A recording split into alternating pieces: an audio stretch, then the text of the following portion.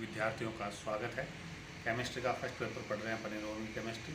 इसकी second unit चल रही है और सेकंड यूनिट में भी सेकंड चैप्टर चल रहा है मैग्नेटिक प्रॉपर्टीज, कॉम्प्लेक्स की मैग्नेटिक प्रॉपर्टीज। इसी का आज का टॉपिक है चुंबकीय प्रवृत्ति के निर्धारण की विधियाँ। इसमें दो विधियाँ हैं, पहली गोय विधि और दूसरी फेराडे विधि। गोय विधि में देखते हैं तो गोय विधि में एक विशेष प्रकार की तुला होती है जिसे हम गोय तुला कहते हैं, और इस तुला में सबसे पहले हम पदार्थ का वेट कर लेते हैं जिसका चुंबकीय आघूर्ण हमें ज्ञात करना है। उसके बाद इस पदार्थ को इस नली में डालते हैं और नली के डालने के बाद फिर इस यहाँ ये आपका विद्युत चुंबक दिख रही है।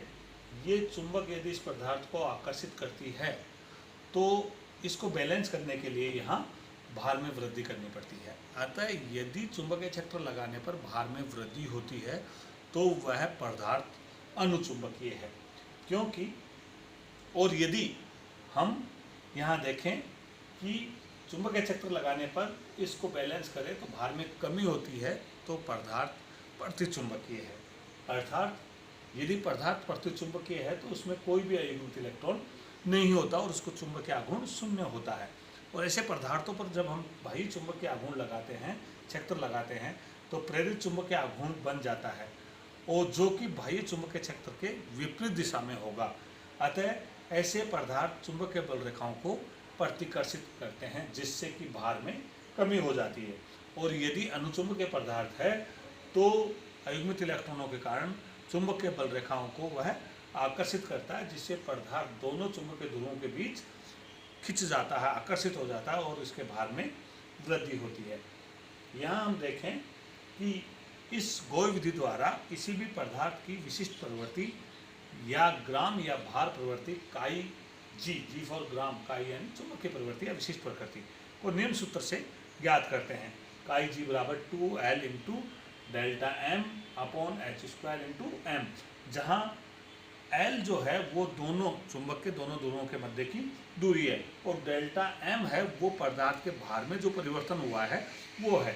यहाँ H है जो हमने चुंबकीय क्षेत्र लगाया है, विद्युत चुंबकीय क्षेत्र, उसकी तीव्रता इंटेंसिटी है, और M है वो जो पदार्थ है उसका द्रव्यमान है, पदार्थ का द्रव्यमान। तो इस सूत्र के द्वारा हम गोय विधि से हम चुंबकीय आघूर्ण की, अगर इस चुंबकीय जो प्रवृत्ति है ग्राम प्रवृत्ति उसको पदार्थ के अणुभार से मल्टीप्लाई कर दें तो जो ज्ञात चुंबकीय प्रवृत्ति है वो मोलर चुंबकीय प्रवृत्ति हो जाएगी, जिसको हम काई एम से दर्शाते हैं। सेकेंड विधि है वो फेराडे विधि है।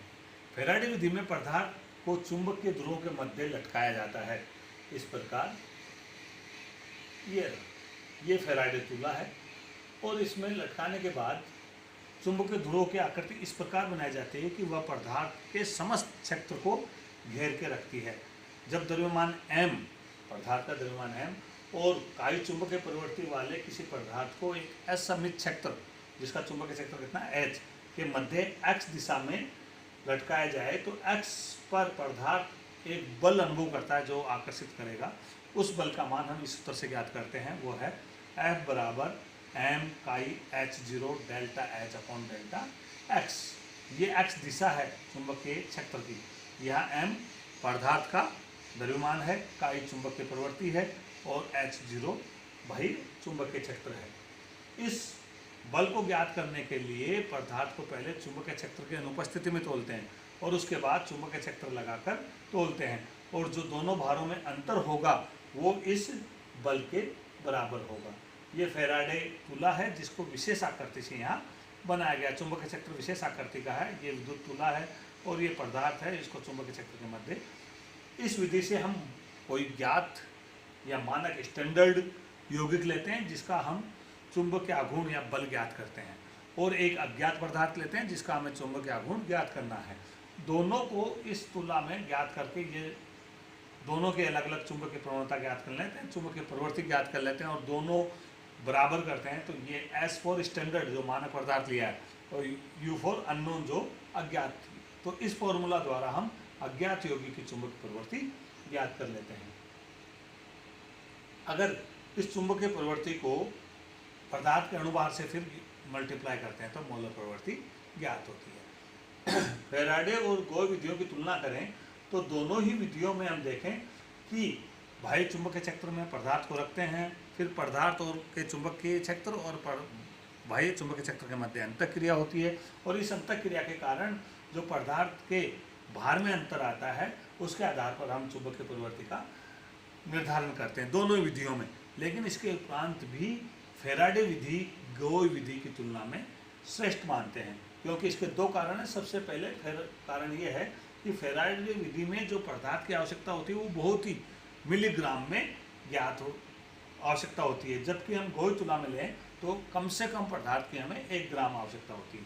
दूसरा कारण यह है कि फैराडे विधि में हम सीधे ही विशिष्ट प्रवृत्ति चुंबकीय प्रवृत्ति का निर्धारण करते हैं, जबकि गोय विधि में हम आयतन प्रवृत्ति का निर्धारण करते हैं, और उसके बाद आयतन प्रवृत्ति जो प्राप्त हुई उसको हम पदार्थ के घनत्व से मल्टीप्लाई करें तो हमें विशिष्ट प्रवृत्ति निर्धारित होती है। और पदार्थ की हम पैकिंग करते हैं तो कुछ उसका घनत्व प्रभावित होता है। इसका मतलब जो एग्जैक्ट परिणाम है विशिष्ट प्रवृत्ति का, विशिष्ट चुंबकीय प्रवृत्ति का, वो गोय विधि द्वारा हमें प्राप्त नहीं होता, हमें फैराडे विधि द्वारा ही ज्ञात हो जाता है। इसीलिए फैराडे विधि एक उत्तम विधि है। नेक्स्ट टॉपिक है स्पाइनोली फॉर्मूला, चक्रण मात्र सूत्र। यदि हम किसी पदार्थ का चुंबकीय आघूर्ण देखते हैं तो उसमें चुंबकीय आघूर्ण में या चुंबकीय प्रवृत्ति में पदार्थ में उपस्थित अयुग्मित इलेक्ट्रॉनों का योगदान होता है, जिसको हम चक्रण मात्र सूत्र के द्वारा ज्ञात करते हैं। वो सूत्र है म्यू बराबर 4s, म्यू या चुंबकीय आघूर्ण है 4s इंटू s+1 का अंडर रूट, जहाँ जो s है वो है कुल चक्रण कोणीय आघूर्ण क्वांटम संख्या, जिसका मान n/2 होता है, और यहाँ n क्या है, अयुग्मित इलेक्ट्रॉनों की संख्या। इस आधार पे हम s का मान लिखें n/2 तो ये सूत्र प्राप्त होता है। समीकरण नंबर 2, म्यू बराबर n into n+2 under root, ये चुंबकीय बोर मैग्नेट्रॉन में ज्ञात करते हैं। यहाँ हम देखें कि संकुलों की चुंबकीय प्रवृत्ति, कॉम्प्लेक्स की जो चुंबकीय प्रवृत्ति है उसके अनुचुंबकीय और प्रतिचुंबकीय दोनों का ही योगदान होता है, लेकिन प्रतिचुंबकत्व का योगदान अपेक्षाकृत बहुत कम होता है, लेकिन हम हमेशा इसको नगण्य नहीं मान सकते। इसलिए पदार्थ की चुंबकीय प्रवृत्ति में संशोधित चुंबकीय प्रवृत्ति ज्ञात करनी पड़ती है, जिसमें हमें प्रतिचुंबकत्व का भी योगदान ज्ञात होता है। और इस संशोधित अनुचुंबकीय प्रवृत्ति के स्थायी चुंबकीय आघूर्ण म्यू का मान या निर्धारण निम्न सूत्र द्वारा ज्ञात करते हैं। समीकरण 3 को देखें तो मोलर प्रवृत्ति बराबर n² μ²/3 RT, जहाँ n क्या है, अवोगाद्रो संख्या है, R क्या है, आदर्श गैस स्थिरांक है, दोनों स्थिरांक है। म्यू क्या है, चुंबकीय आघूर्ण है, और T क्या है, क्रमताप है। चुंबकीय आघूर्ण को हम बोर मैग्नेट्रॉन इकाई में मापते हैं। एक बोर मैग्नेट्रॉन बराबर होता है EH/4πm, m जहाँ क्या है पदार्थ का अणुभार, h क्या है प्लांक स्थिरांक, E क्या है इलेक्ट्रॉन आवेश, और पाई का मान आपको मालूम है। इस समीकरण 3 से हम ज्ञात करते हैं तो म्यू का मान ये ज्ञात होता है, जो कि संशोधित अनुचुंबकीय प्रवृत्ति है। म्यू बराबर 3RT काई m/n² अंडर रूट।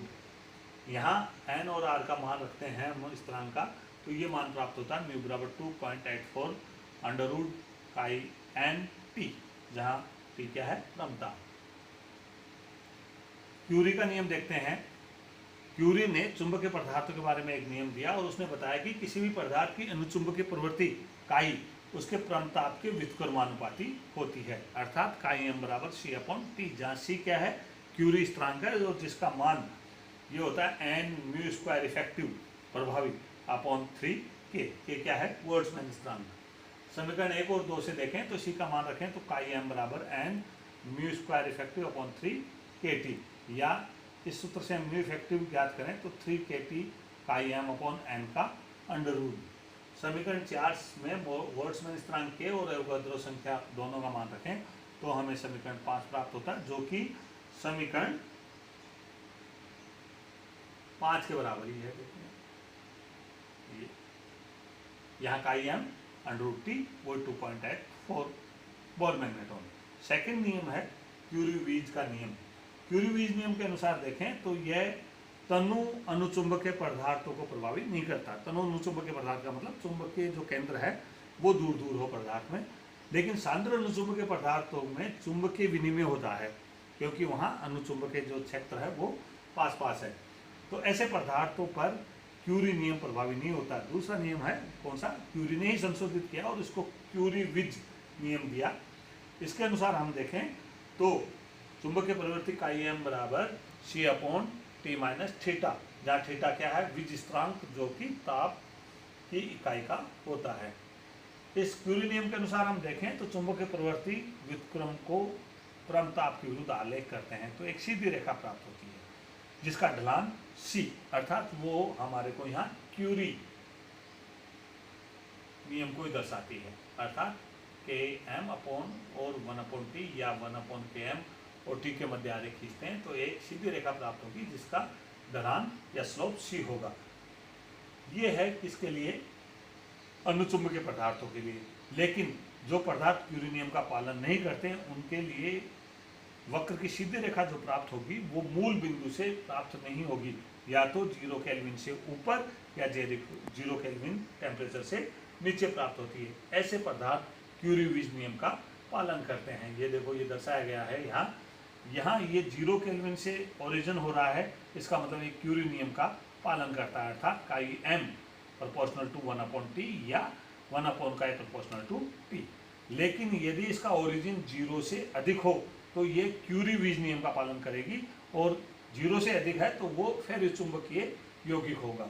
और यदि 0 से कम है, ये देखो 0 से कम है, ढलान वही सब में C होगा, क्यूरी टेम्परेचर 0 केल्विन से कम है तो वो भी क्यूरी-विज नियम का पालन करेगा, और वो पदार्थ कौन से होंगे, विपरीत फेरो चुंबकीय यौगिक होंगे। आज की क्लास में इतना ही, धन्यवाद, थैंक यू।